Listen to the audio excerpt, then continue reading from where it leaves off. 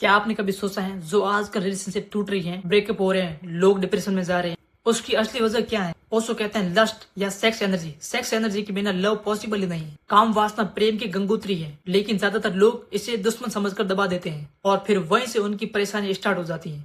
आज के इस वीडियो हम समझेंगे कि लस्ट जो है वो प्रेम के लिए कितनी ज्यादा इंपॉर्टेंट है और लस्ट को कैसे ट्रांसफॉर्म करें और 3 लेवल्स ऑफ लव क्या है। इस वीडियो को पूरा जरूर देखना, क्या पता ये वीडियो आपकी पूरी सोच को बदल दे, आपके प्रेम करने का जो नजरिया है उसको बदल दे। आजकल सोशल मीडिया पर लव, रोमांस, रिलेशनशिप की बातें बहुत ज्यादा होती रहती हैं, लेकिन एक्चुअली क्या चल रहा है? एक कपल मिलता है, रोमांस करते हैं, एक दूसरे को आई लव यू बोलते हैं और कुछ महीनों बाद वही फाइट, जलन, बॉर्डम और लास्ट में जाके ब्रेकअप। क्यों? क्योंकि वो प्रेम नहीं था, वो थी लस्ट, वो थी काम वासना, वो सिर्फ और सिर्फ अट्रैक्शन थी। ओशो जो 20th सेंचुरी के रिवोल्यूशनरी और सबसे कंट्रोवर्शियल स्पिरिचुअल लीडर थे, उन्होंने इस टॉपिक पे बहुत ज्यादा गहरी बात की है।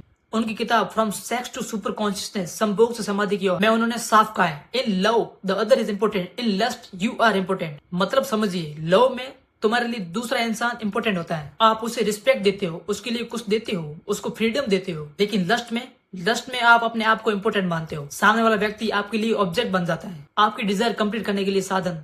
लस्ट में एक्सप्लोइटेशन है, लस्ट में ईगो ट्रिप है, लस्ट में वायलेंस है। ओशो का एग्जैक्ट कोट है, love is ordinarily not love, it is lust. Lust is bound to feel hurt because to desire somebody as an object is to offend, it is an insult, it is violent. अब हम example लेते हैं, आप एक किसी boyfriend और girlfriend के बारे में सोचिए। शुरुआत में अट्रैक्शन होगा, बहुत ही रोमांस होगा, फिर वो हनीमून पे जाएंगे, लेकिन सेक्स के बाद या जब उनकी फिजिकल डिजायर पूरी हो जाती है तो उन दोनों में एक खालीपन आ जाता है। अगर उसके बाद लड़ाई स्टार्ट हो जाती है, उसके बाद पॉजिटिवनेस आ जाती है, जेलसी आ जाती है। क्यों? क्योंकि वो लस्ट थी, वो उनकी काम वासना थी। लस्ट कहती है मुझे तुमसे कुछ चाहिए और प्रेम कहता है क्या मैं तुम्हें कुछ दे सकता हूँ। दोस्तों, अब सवाल ये उठता है कि काम वासना प्रेम में कितनी ज्यादा इंपॉर्टेंट है। क्या प्रेम काम वासना के बिना अधूरा है या नहीं? ओशो कहते हैं काम वासना प्रेम के लिए बहुत ज्यादा जरूरी है, इसके बिना प्रेम कभी पॉसिबल ही नहीं हो सकता, प्रेम कभी हो भी नहीं सकता काम वासना के बिना। लस्ट एक रॉ एनर्जी है, लस्ट एक जीवन की बेसिक एनर्जी है।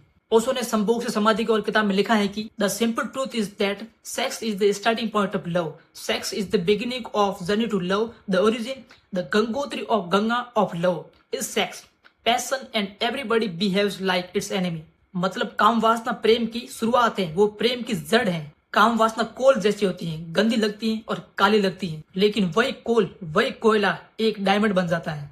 ओशो कहते हैं only the energy of sex can flower into love. यहाँ पे ओशो एक और भी तगड़ा एग्जांपल देते हैं। ओशो कहते हैं गोबर, अगर गोबर जो होता है उसे अगर हम सड़क पे फेंक दे तो वो बहुत ज्यादा बदबू देगा। अगर उसी गोबर को हम किसी बगीचे में यूज करें तो उससे फूल खिलेंगे, प्रेम खिलेगा। उसी गोबर के प्रकार सेक्स एनर्जी जो काम वासना होती है वही उसी गोबर के प्रकार होती है। अगर उसे हम सही तरीके यूज करें तो हमारे लिए वो प्रेम बन सकती है, वो प्रेम की जड़ बन सकती है, वो प्रेम की फाउंडेशन बन सकती है। ओशो ने यहाँ पे 3 लेवल्स ऑफ लव बताए हैं और मैक्सिमम लोग जो 99% लोग होते हैं वो पहले लेवल पे अटक जाते हैं। प्रेम का पहला जो लेवल है वो है एनिमल लव, जिसके अंदर सिर्फ और सिर्फ प्योर लस्ट होती है, जिसके अंदर फिजिकल अट्रैक्शन होती है, दूसरे को ऑब्जेक्ट की तरह यूज करना, अपने डिजायर को फुलफिल करने के लिए उसको यूज करना। और इसी के अंदर पॉजिटिवनेस होती है और इसी के अंदर जेलसी होती है और इसी के अंदर एंगर होता है। ये एनिमल लव बायोलॉजिकल होता है, इसका आत्मा से कोई कनेक्शन नहीं होता है और ज्यादातर जो भी प्रेमी होते हैं वो यहीं पे अटक जाते हैं और इनका प्रेम यहीं पे खत्म हो जाता है। और दूसरा जो है वो ह्यूमन लव, इंसानी प्रेम, ये थोड़ा लस्ट से ऊपर होता है। इसके अंदर म्यूचुअल शेयरिंग, इक्वल पार्टनर,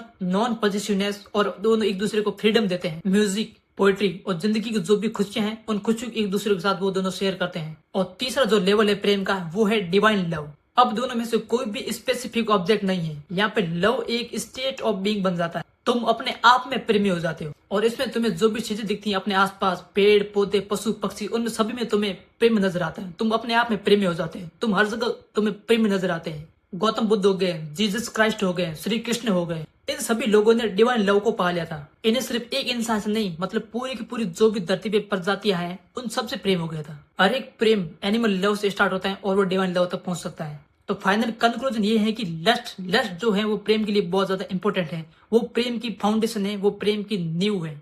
तुम अपने काम वास्तव शर्मिंदा महसूस मत करो, उसे तुम ट्रांसफॉर्म कर सकते हो अवेयरनेस के साथ, उसे एक्सेप्ट करो और तभी तुम अपने जीवन में खुश रह पाओगे और तुम्हारी रिलेशनशिप तगड़ी बनेगी। और याद रखना, lust is the reflection of love. अगर आपको ये वीडियो इन्फॉर्मेटिव लगी हो तो लाइक का बटन जरूर दबाएं और ये वीडियो उन दोस्तों के साथ शेयर कर दीजिए जो कहते हैं कि प्रेम में लस्ट ज्यादा इंपॉर्टेंट नहीं है, हम तो प्रेम करेंगे लेकिन हम सेक्स नहीं करना चाहते, हम फिजिकल नहीं होना चाहते। और अगर चैनल पर नए हो तो चैनल को सब्सक्राइब कीजिए और बेल आइकन जरूर दबाइए ताकि आने वाले जो भी वीडियोस है उनकी आप नोटिफिकेशन सबसे पहले पहुंच सके।